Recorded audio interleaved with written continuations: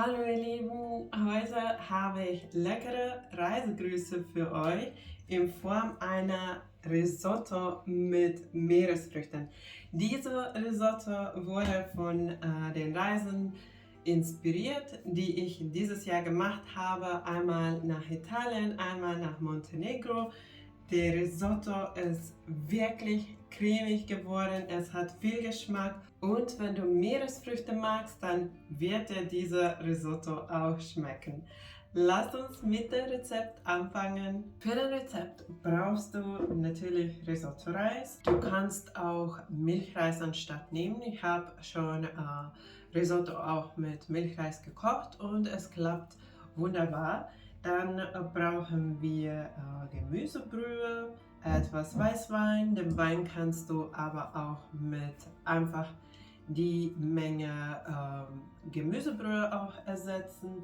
Dann Olivenöl, Petersilie, eine Bio-Zitrone, Knoblauch, ein Zwiebel, Miesmuscheln und weißes Fisch. Ich nehme Tilapia, weiß ich nicht, ob man das so ausspricht. Es hat einen milden Geschmack. Ich denke, dass auch Pangasius wunderbar für das Rezept passen würde. Und erst werde ich die Zwiebel fein hacken.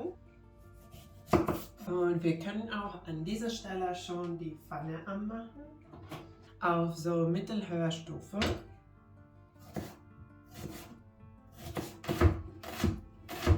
Dann die Pfanne reichlich mit Olivenöl bedecken, die Zwiebeln dazugeben und etwa 3 Minuten anbraten. So, die Zwiebeln brauchen nur ungefähr 3 Minuten, die müssen nicht braun werden, nur etwas weicher werden. Dann mache ich es auf die mittlere Stufe und gebe den Risotto-Reis dazu. Ganz gut mit den Zwiebeln und Olivenöl vermischen. Und wir lassen jetzt den Reis etwa 1 Minute anbraten. Ich werde jetzt auch weiter so eine Silikonschaber oder Spatel verwenden, weil damit kann ich den Reis von den Rändern auch mitnehmen. Und du brauchst auch, oder ich würde empfehlen auch sowas zu nehmen, irgend sowas, weil dann wird der Reis gleichmäßig gekocht, sonst bleiben hier an den Rändern Körner und die bleiben dann auch etwas, oder die haben auch etwas Biss dann, weil die nicht gleichmäßig kochen. Deswegen irgendetwas Ähnliches dafür verwenden. Dann brauchen wir den Wein. Wenn du keinen Wein verwendest, dann an dieser Stelle schon mit die Gemüsebrühe anfangen und den Wein dann in die Pfanne geben.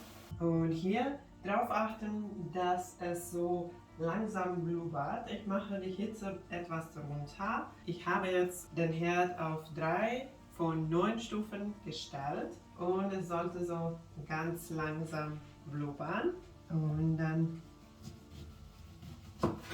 schneide ich die Zitrone in so 4 oder ich viertle die Zitrone. Die Kerne hier können wir auch direkt entfernen.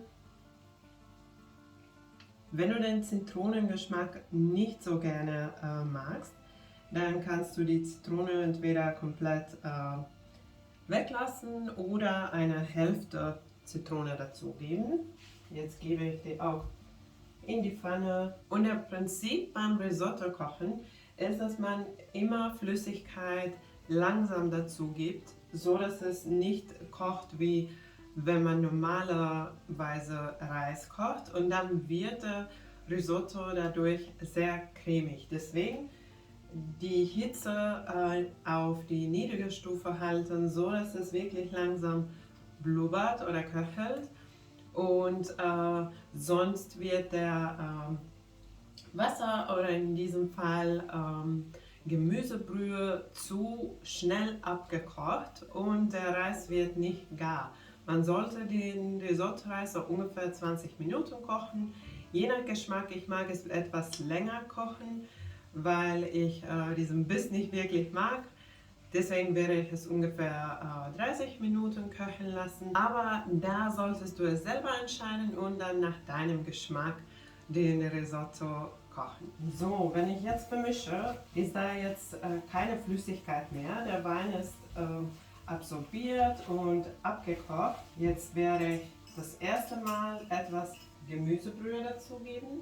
Nur ganz wenig, so dass der Reis wieder so mit etwa Flüssigkeit bedeckt ist. Und jetzt lasse ich es aufkochen, bevor ich wieder etwas Flüssigkeit dazugebe. Die Zeit jetzt, wo die Risotto-Reis köchelt, werde ich dafür verwenden, um alles andere zu vorbereiten. So, ich werde erst den Knoblauch schälen, ein paar Stängel Petersilie. Ich mag etwas mehr Petersilie, aber du kannst auch weniger nehmen. Dann die Petersilie ganz fein hacken.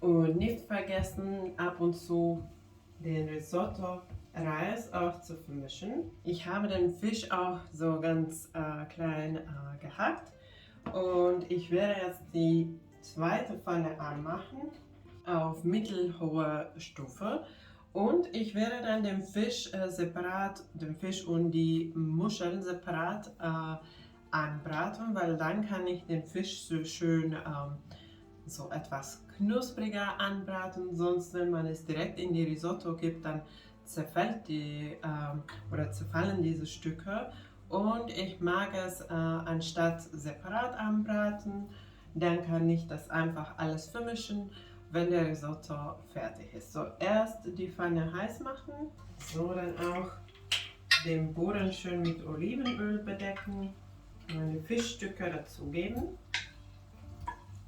Und leicht mit Salz würzen und schwarzer Pfeffer nach Geschmack.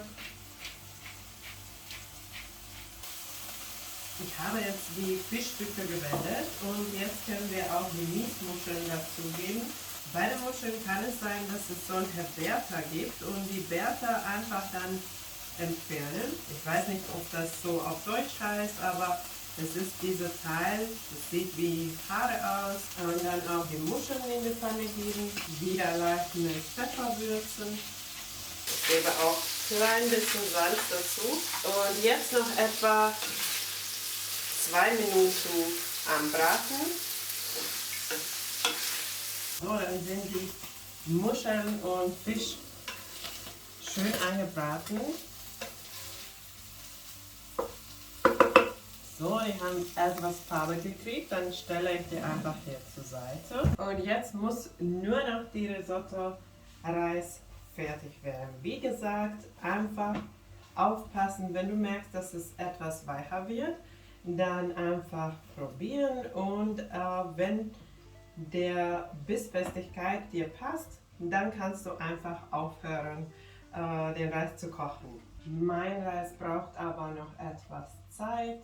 Ich gebe noch Gemüsebrühe dazu und lasse es weiter köcheln. Ich habe jetzt die letzte Teile von Flüssigkeit dazugegeben, etwas großzügig, könnte nicht mehr warten. Eigentlich sollte man nicht so viel auf einmal dazugeben, aber das ist jetzt nicht schlimm. Und ich werde jetzt noch den Knoblauch dazugeben, passt wunderbar zum Meeresfrüchten. Kurz vermischen. So, und die letzte Menge von Flüssigkeit lasse ich nicht ganz komplett abdünsten, weil das dann die Cremigkeit auch für die Risotto gibt. Es hat noch ziemlich viel Flüssigkeit, das heißt, noch ein paar Minütchen kann es köcheln. Ich werde jetzt aber schon etwas Parmesan dazugeben. Gibt auch einen ganz tollen Geschmack. Schön vermischen. So, jetzt ist da nicht viel Flüssigkeit übrig und ich werde die Pfanne jetzt vom Herd nehmen. So sieht schön cremig aus. Jetzt werde ich auch noch die Petersilie dazugeben. Ich lasse etwas auch zur Seite zum Garnieren. Dann das Ganze vermischen. Die Zitronen kannst du an dieser Stelle aus der Pfanne nehmen, wenn du magst. So, dann noch den Fisch und Muscheln dazugeben und vorsichtig reinheben. Der Risotto ist wirklich lecker geworden, sehr cremig. Es duftet einfach unfassbar lecker. Ich will direkt eine Gabel mir nehmen und probieren. Mache ich auch. So, jetzt wird getestet.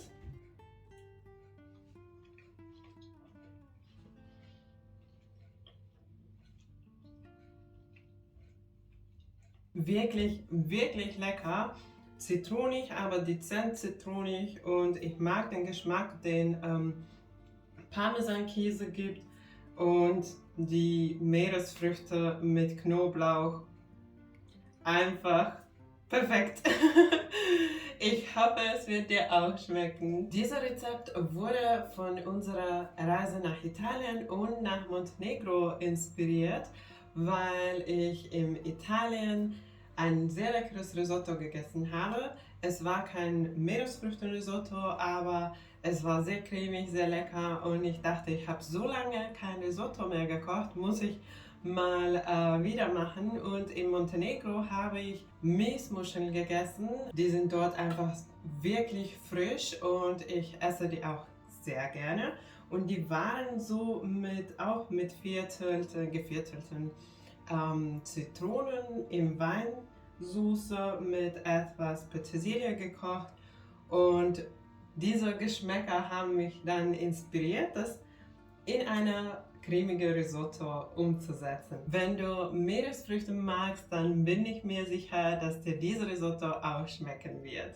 Wenn dir mein Rezept gefallen hat, vergiss nicht die Daumen nach oben und wenn du neu bei meinem Kanal bist, kannst du jetzt abonnieren, um keine neuen leckeren Rezepte zu verpassen.